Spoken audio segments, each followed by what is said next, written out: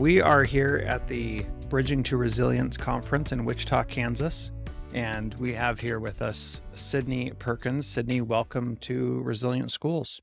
Thank you. I'm very glad to be here. I have not had a chance to do this yet, and I am very glad that my principal just happened to catch me after school one day and asked if I would want to come be a part of this. And I really am glad that I took her up on the offer. So Good. So why did she want you to come? I don't even think that we had gotten any information about it. Some of us were staying after school working, and she came down my hall and she just asked if I wanted to come. Hmm. So did you know anything about what this conference was about beforehand? We have had other staff members in our building. They've attended Bridging to Resilience before. And I know a teacher in my building, she's even presented at the conference before as well. And so I knew a little bit about it, but I just didn't know what to expect. It's like when people say you had to be there to really know. What has been your takeaways so far? Every day after I leave here, I just go over and over in my mind. I just put it into one word: hopeful, powerful, inspirational, encouraging, brave, courageous, challenging, tons of things. Yeah, so you teach kindergarten, right? Yes. And so you're working with young kids that Hmm. are sometimes fresh out of the home, their first out of the Yeah. home experience. Yeah. What does this stuff, what are you learning that's helping you with working with kids that young? It's really helping me to, I've heard before, don't take things personally, Mhm. or the child's behavior isn't because of you. And I feel like that has really kind of resonated with me after some of the things that I've heard at the Mhm. conference, and has really shifted my mind Mm. and tried to just put myself in the students' shoes and see it from their perspective. Like, maybe they're not communicating to me with their words what they need. And that's what my administrator, and I've heard other educators say before too, is behavior is a form of communication. That's right. It's difficult for adults to communicate like this. Yeah. It's sometimes impossible for kids to communicate Mhm. really what's going on Mhm. in their bodies, in their hearts, and in Mhm. their feelings. So, Mhm. what are some of the things that you're doing already or that you've learned at this conference that you need to be paying more attention to? Mhm. When we had staff members attend Bridging to Resilience in the past, they've shared things that they took away from the conference. They shared it with our whole staff, like at a staff meeting.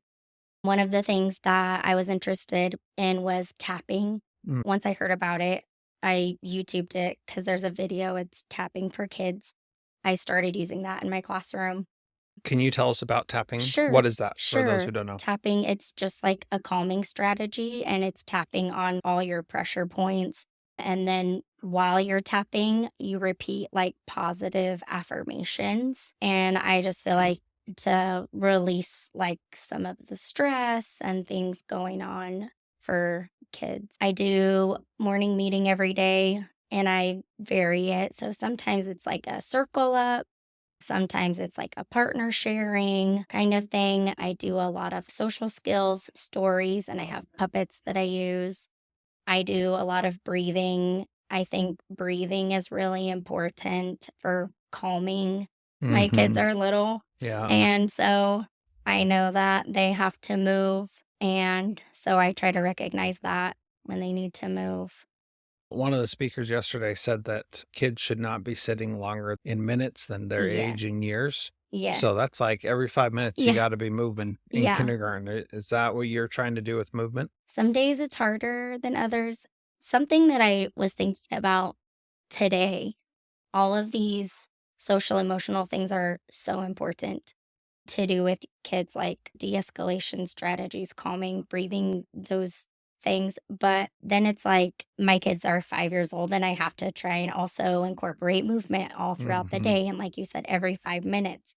And then I feel pressure as a teacher.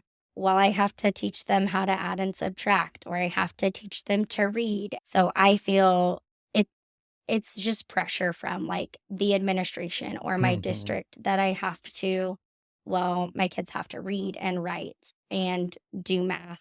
It's going to show in my test scores and things like that. So that's frustrating because I wholeheartedly believe that social skills are so important.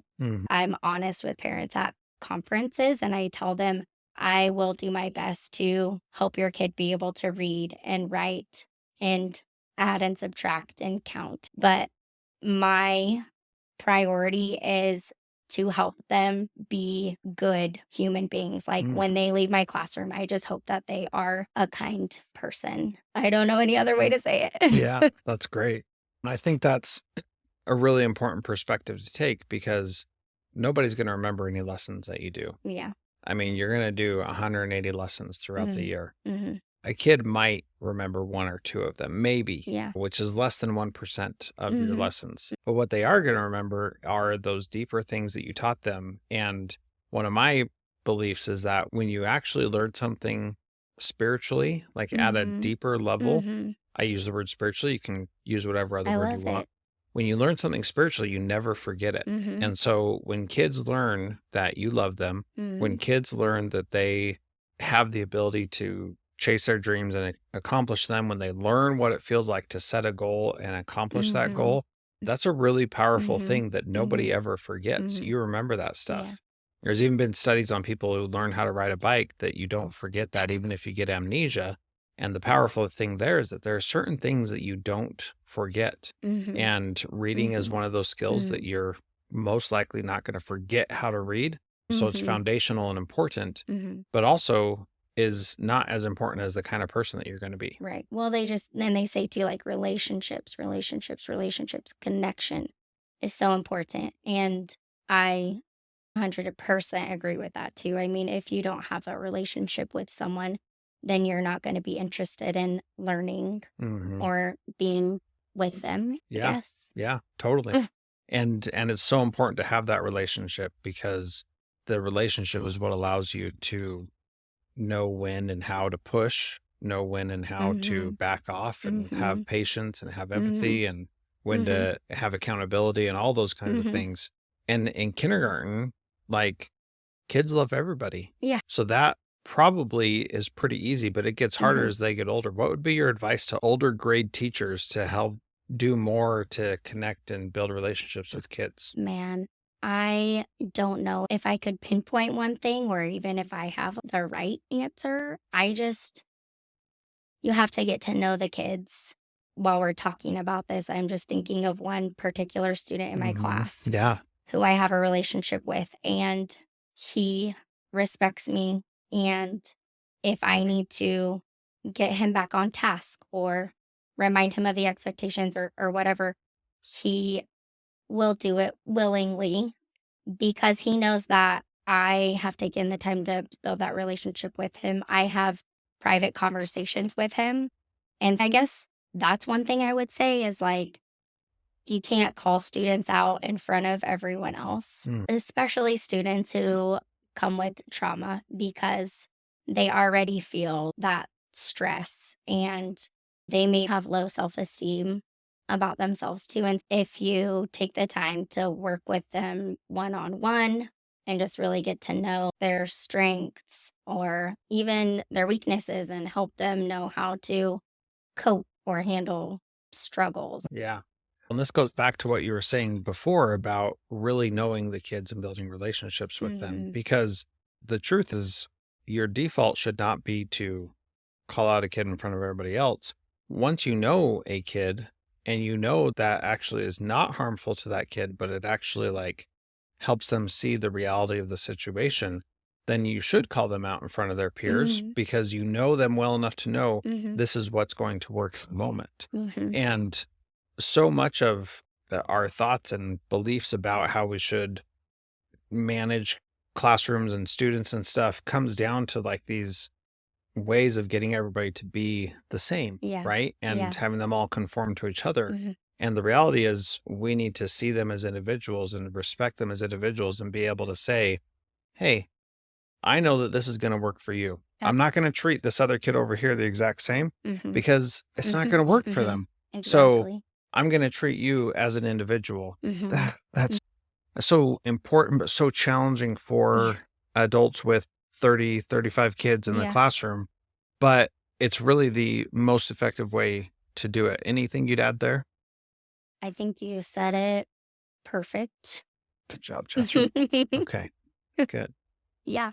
So, in closing, Sydney, Mm, you have all this stuff you've gotten over the last 3 days. mm. What is one action that you're going to take as a result of being at Bridging to Resilience?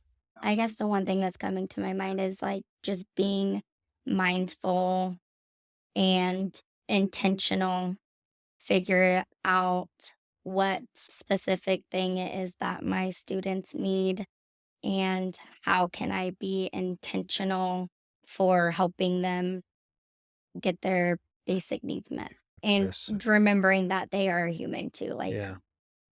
which I'm honest with my students too. I tell them like even I make mistakes, nobody's perfect. But yeah, in the moment when the behaviors are happening, it's hard to Yeah. remember when I'm feeling dysregulated and I'm feeling, wow, this is frustrating for me that this student is behaving this way.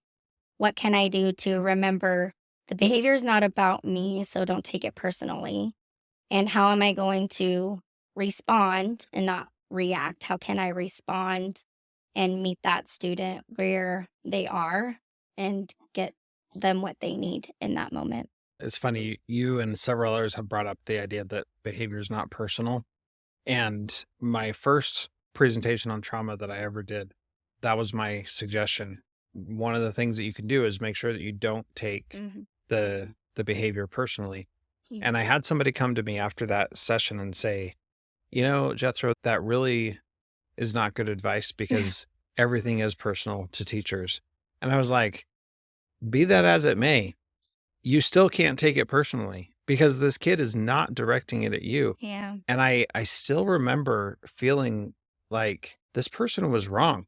They were saying, you can't tell people not to take it personally. And I was like, no, you have to not take it Yeah. personally. Yeah. If you take it personally, it's just going to destroy Yeah. you. And it was so interesting because they were adamant that I not say that anymore in my presentations. And this was like, what, 6 years ago or something? Yes. 4 or 5 years ago, somewhere around there. Anyway, Mhm. I just remember that. And so it's so reaffirming to hear you say that, hear other people here say Yeah. that. I mean, it's hard and I struggle with it too. I'm struggling with it every day. I have a challenging kiddo in my class.